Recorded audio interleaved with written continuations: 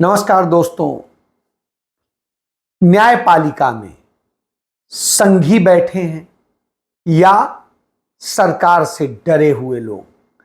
Media में संघियों की भरमार है और सरकार कारपोरेट की गुलाम है। ये मैं यूं ही नहीं कह रहा हूं, इसके पीछे वजह है। सुप्रीम कोर्ट ने माना कि नीट पेपर लीक हुआ था, लेकिन फिर वो कहती है कि ये बहुत बृहद नहीं था। खुद मान रही है कि 2-3 महीने से लीक होने का काम चल रहा था, लेकिन इसका लाभ सिर्फ 155 स्टूडेंट को मिलता है। सरकार यह कह के खामोश हो जाती है और सुप्रीम कोर्ट यह मान लेता है। सुप्रीम कोर्ट इस बात को भी नहीं सही कहता है कि गुजरात के उस स्कूल से जहां से पेपर लीक कराया गया वो क्या था, वहां पर बुला के एग्जाम कराया गया वो क्या था, हरियाणा में जो हुआ वो क्या था।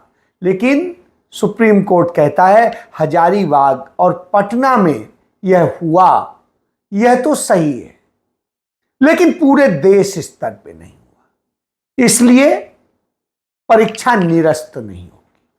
सवाल आता है क्यों नहीं निरस्त होगी? सुप्रीम कोर्ट ने ही तो कहा था यदि एक भी ऐसा केस पाया गया कि पेपर लीक है तो पूरी परीक्षा रद्द कर दी जाएगी। लेकिन वही सुप्रीम कोर्ट बदल गया, 155 की संख्या बताने के बाद बदल गया। और यदि सच देखें, जितने लोग गिरफ्तार किए गए हैं उसके बाद में वह संख्या ज्यादा हो जाती है। तो ऐसी स्थिति में यह क्यों नहीं हो रहा है? क्योंकि गुजरात के 40 याचिकाएं लगी थी। उन याचिकाओं में कहा गया था यह परीक्षा रद्द नहीं होनी चाहिए। और वह किसने कराई थी? और वो सारी गुजरात से आई थी। वो किसने कराई थी? कौन उनके पक्ष में खड़ा था? यह भी देखने वाला है। वो भारतीय जनता पार्टी के लोग कर रहे थे और करवाने वाले उसके पक्ष में खड़े लोग भी बीजेपी आरएसएस के लोग थे। नीट परीक्षा कराने वाली संस्था एनटीए का चेयरमैन प्रदीप जोशी तमाम पेपर लीक, तमाम भर्ती घोटालों का जहां जहां पर भी हुए उनका अध्यक्ष रहा है और अब यहां है तो यह हो रहा है। अब जब सुप्रीम कोर्ट ने मान लिया कि पेपर भी लीक हुआ, धांधली भी हुई, फिर परीक्षा रद्द क्यों नहीं? तो कहता है कि इसके बृहद परिणाम होंगे, 24 लाख स्टूडेंट्स हैं, परीक्षा की पूरी व्यवस्था गड़बड़ा जाएगी। क्यों गड़बड़ा जाएगी? तत्काल वो नई तिथि दें, एग्जाम कराएं और भर्ती करा लें। सेशन थोड़ा लेट होगा लेकिन आगे चल के वो सुधर जाएगा, तो फर्क क्या पड़ता है?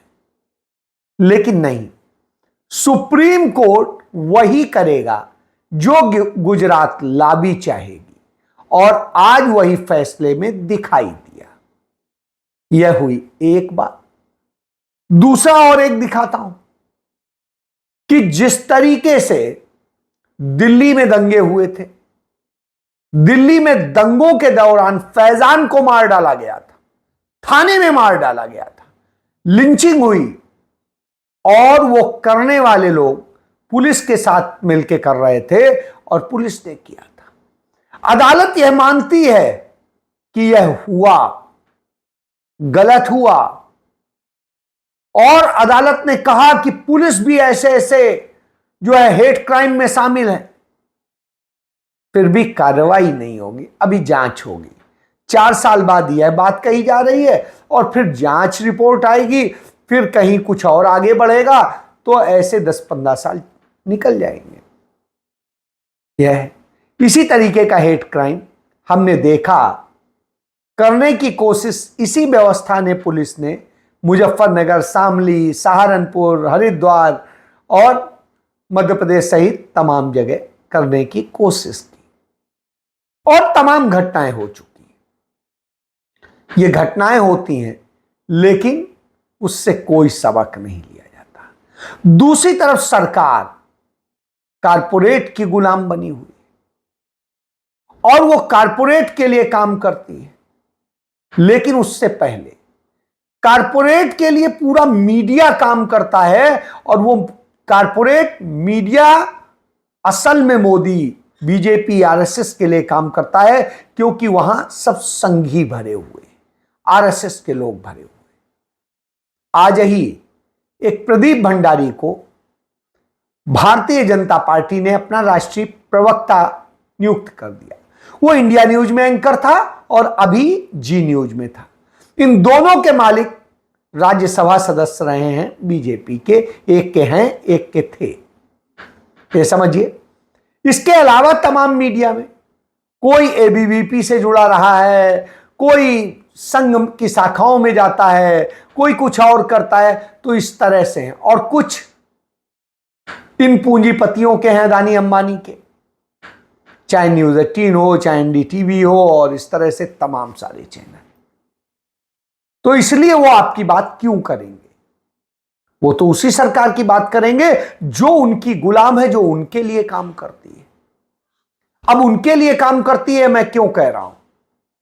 क्योंकि भारतीय जनता पार्टी की, मोदी की एनडीए सरकार ने जो आज अपना पहला बजट तीसरी बार प्रस्तुत किया है सरकार में आने के बाद, उस बजट में सब कुछ तो कारपोरेट को दिया गया है। दिखावे के लिए कुछ चीजें आपकी दिखाई देती हैं, लेकिन उसमें भी कारपोरेट, चाहे कांग्रेस से चोरी की गई पक्की नौकरी वाला, पहली पक्की नौकरी वाली जो वो हो, उसमें है, वहां पर सभी को देने का था, यहां सिर्फ 1 करोड़ को दिया जाएगा। वो भी उनको जो 1 करोड़ को दिया जाएगा वो कारपोरेट की जिन 500 कंपनियों के माध्यम से दिया जाएगा, उन 500 कंपनियों को सरकार भी पैसा देगी। वो ट्रेंड होकर के उनके लिए काम करेंगे, जबकि ट्रेनिंग के लिए वो खुद पैसा खर्च करते हैं।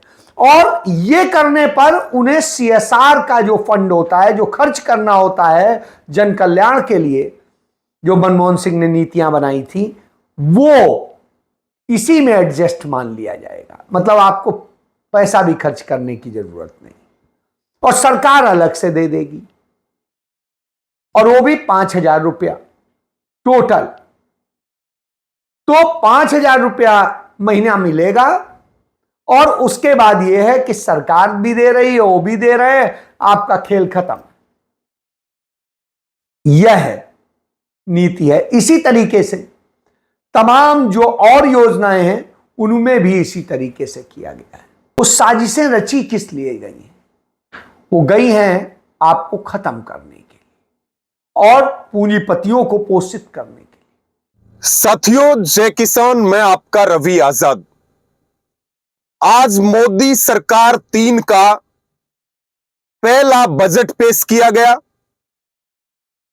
और बजट को हम कह सकते हैं कि ये किसान, मजदूर, नौजवान और देश विरोधी बजट पेश किया गया है। यह बजट देश के उत्थान के लिए नहीं, सरकार को मजबूत करने के लिए पेश किया गया है। और बजट देख करके ऐसा लग रहा है कि बजट अडानी अंबानी के घर से तैयार होकर के आया है, और वित्त मंत्री निर्मला सीतारमण केवल उसको पढ़ने का काम कर रही है, केवल और केवल पढ़ने का काम कर रहे हैं। किसान की लूट और कॉरपोरेट को टैक्स में छूट इस बजट का मूल मंत्र है, और सरकार ने बता दिया है कि किसान हमारी डिक्शनरी में नहीं है, बेरोजगार हमारी डिक्शनरी में नहीं है, मिडिल क्लास को रिबेट नहीं मिलेगी, वो केवल टीवी पर डिबेट देखने का काम करे। और अगर हम बात किसान की करें तो सरकार कह रही है नया कुछ देंगे नहीं, और जो है उसे छोड़ेंगे नहीं। 65% आबादी किसानों की है, और बजट में हिस्सा हमारा केवल 3%। 48 लाख करोड़ रुपए का जो बजट पेश हुआ है उसमें किसान को मिला है केवल 3%, 1.52 लाख करोड़ रुपए। तो सरकार जब उनके लिए काम करती है तो वो इसी तरह से करती है। असल में इस सरकार को डर है कि उसकी जो दो बैसाखियां हैं, एक बिहार की है और एक आंध्र प्रदेश की है, वो कभी भी सरकार गिरा सकते हैं। तो इसलिए उनको पैकेजेस दे रहे हैं, और जो पैकेज दे रहे हैं उस पैकेज से आम आदमी को लाभ होगा ऐसा नहीं दे रहे हैं। स्वास्थ्य का बजट कम हो जाता है, डिफेंस का बजट कम हो जाता है, और तमाम बजट कम हो जाते हैं। और थोड़े बहुत नहीं कम होते, बहुत ज्यादा कम हो जाते हैं। तो बजट कम कर दिए जाएंगे, आपका सब छीन लिया जाएगा, इस पर कोई चर्चा नहीं होगी। क्यों? क्योंकि सरकार तो पूंजीपतियों के लिए काम करती है। स्वास्थ्य में मांग जो थी उस मांग के मुकाबले 73% कम दिया गया, 73% कम। आप समझ लीजिए क्यों? क्योंकि आपके स्वास्थ्य की चिंता सरकार को है ही नहीं, आपकी शिक्षा की चिंता सरकार को नहीं, वो भी कम कर दिया गया। और आपको बचपन से ही कर्जदार बनाने की व्यवस्था की गई। कर्ज लो जियो, सरकार भी ऐसे चल रही। उनकी जो फास्टेस्ट ग्रोइंग इकोनॉमी का दावा करते हैं उसमें 16 लाख करोड़ रुपए से अधिक कर्ज का जो है, अब आप समझिए 16 लाख करोड़ रुपए से अधिक। तो हर बार वो आप कर्ज। तो इस तरह से स्थितियां हैं कि ये पैसा यहां पर जा रहा है। तो सरकार के बजट में जो इतना बड़ा बजट दिखा रहे हैं वो कर्ज के बूते दिखा रहे हैं। और इसीलिए आपको कर्जदार कि अब आप अच्छी एजुकेशन लो लेकिन कर्ज पे, कर्ज में हम मदद कर देंगे। तब भी कमाएगा कौन? कारपोरेट। जिस कारपोरेट बैंक से आप लेंगे सरकार उसमें 3% की छूट दिला देगी, बाकी आप ले लीजिए। तो वो पहले ही महंगा देंगे, आप कहां से झेलेंगे? इस तरह सरकार ने किया। इसके बाद में सरकार ने इसी तरीके से तमाम और खेल किए। यह बजट न किसान को कुछ देता है, न जवान को कुछ देता है, न बेरोजगार को कुछ देता है, और न महिलाओं को कुछ देता है। सिर्फ दिखावा करता है। यह सरकार बचाओ बजट है। आप सिर्फ उन राज्यों की बात क्यों कर रहे हैं जहां प्रदर्शन बुरा रहा? जहां प्रदर्शन अच्छा रहा, 87 सीटें थी मध्य प्रदेश, छत्तीसगढ़ और उड़ीसा में मिलाकर, 84 बीजेपी में ने जीती। उन राज्यों को क्या मिला? जहां पर प्रदर्शन बुरा रहा वहां पर हो सकता है बदला लिया जा रहा हो, जहां प्रदर्शन अच्छा रहा वहां पर भी कुछ नहीं दिया। तो जैसा कि चिदम्बरम जी ने कहा, यह अपनी सरकार को बचाने की, अपनी कुर्सी को बचाने वाला बजट था, और कुर्सी को बचाने के लिए सारी कवायद की गई है। ये सरकार बचानी है तो अच्छी बात है कि बिहार को, आंध्र प्रदेश को कुछ विशेष पैकेज या विशेष योजनाओं से जोड़ा गया है। कोई 2005 से लॉलीपॉप की बात करता है, अभी तो हमेशा लॉलीपॉप की बात करता है। अभी कह रहा है कि हम 4 करोड़ नौकरी देंगे, ये देंगे। तो 10 साल में कई ठो नौकरी दी? और बिहार के पलायन का क्या हुआ? झुंझुना पकड़ाया है बिहार को, आंध्रा को।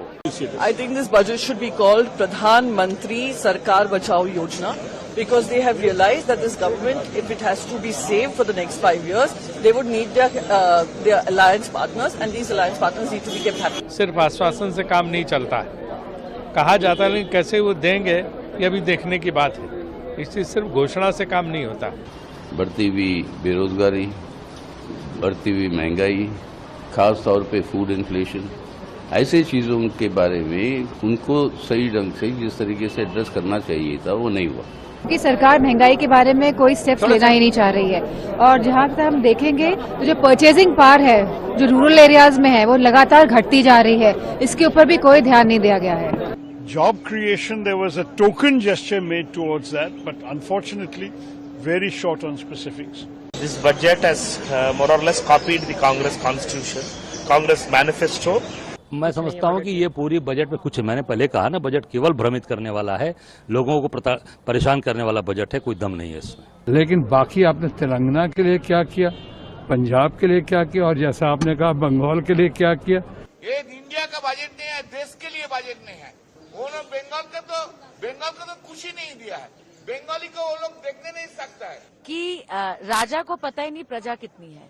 सो this budget is misplace with no major, no yardstick. और आगे आने वाले समय में मध्यावधि चुनाव की स्थिति में अपने आप को ले जाने पर बचाव का बजट है कि हम यदि मध्यावधि चुनाव कराएं तो हमें बेनिफिट हो जाए। यह बजट उस दिशा को संकेत देता है।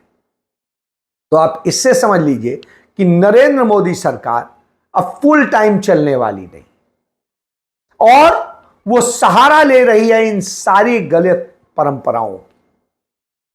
एक तरफ तो तुलना करते हैं खुद की अमेरिका के लोकतंत्र से, बताते हैं हम तो मदर ऑफ डेमोक्रेसी हैं, और स्थिति क्या होती है कि वहां से सबक भी नहीं सीखते हैं कि वहां किस तरीके से हेट क्राइम के खिलाफ एक्शन होता है, किस तरीके से एक अफ्रीकन और भारतीय मूल की महिला को राष्ट्रपति पद का कैंडिडेट बना दिया जाता है, किस तरीके से वहां पर यह नहीं सोचा जाता है। क्या यहां आप सोच सकते हैं कि एक मुसलमान को बना देंगे? क्या यहां आप सोच सकते हैं कि किसी मुसलमान को, सिख को कोई बड़ी पद दे देंगे? नहीं देंगे। कांग्रेस के समय में जो जो पद मिल गए, अब नहीं मिलने वाले। अब तो साजिशें रची जाती है, अब तो टिकट भी नहीं दिया जाता है कि अल्पसंख्यक है, मुस्लिम है तो टिकट भी नहीं देंगे। यह भारतीय जनता पार्टी की नीति। तो इससे आप समझ सकते हैं सिर्फ नफरत वही नहीं है जो हाईकोर्ट के, दिल्ली हाईकोर्ट के जज कहते हैं, वो भारतीय जनता पार्टी की सरकार पर भी लागू होता है, उनकी पार्टी पर भी लागू होता है। यानी नफरत की सरकार है, गुजरातियों का राज है और संघियों ने सारी संस्थाओं पर कब्जा कर लिया है, अपने हिसाब से हर फैसले लिखवाते हैं। जय